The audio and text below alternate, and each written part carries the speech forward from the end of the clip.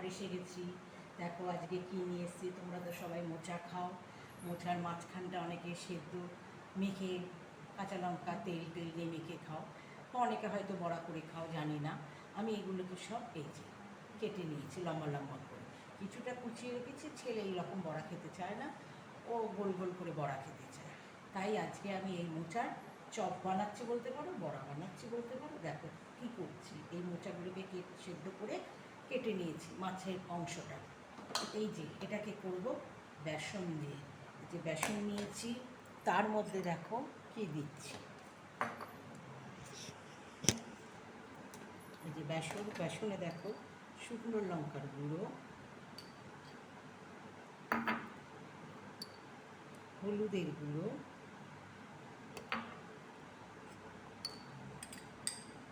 নুন, আন্দাজ মতো নুন, কারণ এগুলো তো ভাজা হবে, একটু নুন না হলে হবে না। নুন, একটু মিষ্টি, চিনি হালকা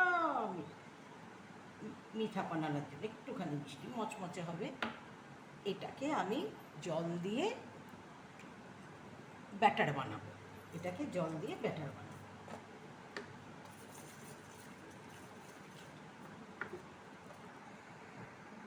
গ্যাসটা জ্বালিয়ে নিচ্ছি।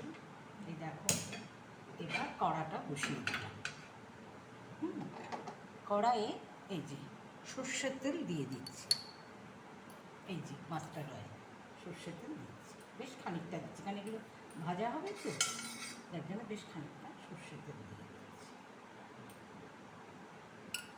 এবার এই ব্যাটারটার মধ্যে আমি একটু ব্রেড ক্রাম করে রেখেছিলাম, সেটা দিচ্ছি। এই দেখো, তাহলে একটু মুচমুচে ভাবটা আসবে।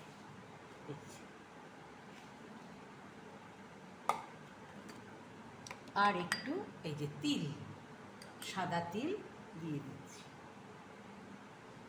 সাদা তিল বেশ দেখতে ভালো লাগবে, সাদা তিল দিয়ে দিচ্ছি। দিয়ে এবার এটাকে ডুবিয়ে দেবো, তেলটা গরম হোক। দিচ্ছি, দেখো তেল গরম হয়ে গেছে। এই ভাজা যে ব্যাটারটা করেছি ওর মধ্যে একটু গরম তেল নিয়ে নিতে, না বেশ মচমচে হয়, খেতে ভালো লাগে। নিয়ে এবার ওটার মধ্যে দিয়ে আমি এক এক করে চুবিয়ে ভেজে ফেলব। এই দেখো এরকম করে বেসনের কোট লাগিয়ে আমি তেলে ছেড়ে দিচ্ছি। এই যে তেলটার মধ্যে দিয়ে দিচ্ছি। প্রত্যেকটা আমি এরকম করেই করব।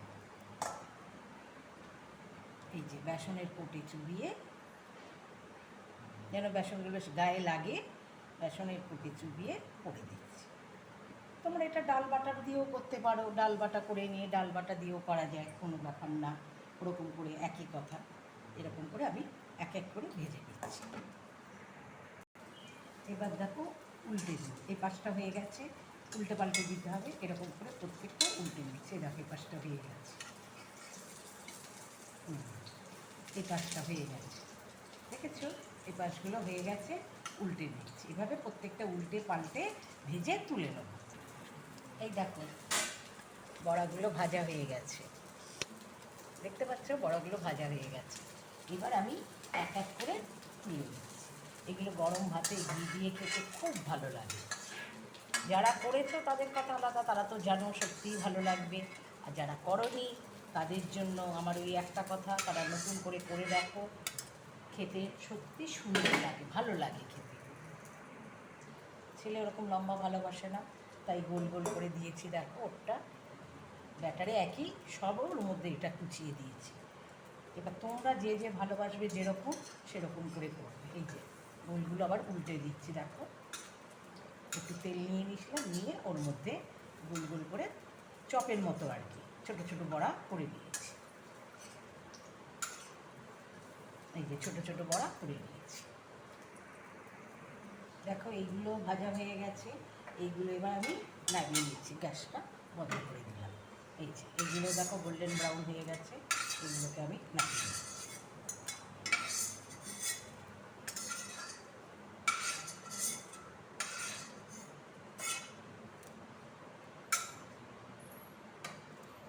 এবার এর মধ্যে আমি একটু চটপটা হওয়ার জন্য কি করব না, এই যে চাট মশলা, একটুখানি চাট মশলা ওপর থেকে ছড়িয়ে দিতে, তাহলে বেশ একটু চটপটা হবে, খেতে ভালো লাগবে। এই হচ্ছে কথা।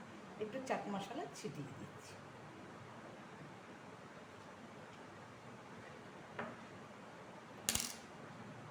চাট মশলা দেখুন সবাই ভালোবাসে, একটু চাট মশলা দিয়ে দেবে, তাহলে বেশ খেতে ভালো লাগবে, একটু টেস্ট লাগবে। তাহলে আজকের আমার এটাই হলো রেসিপি, দেখতে পাচ্ছ। বাই।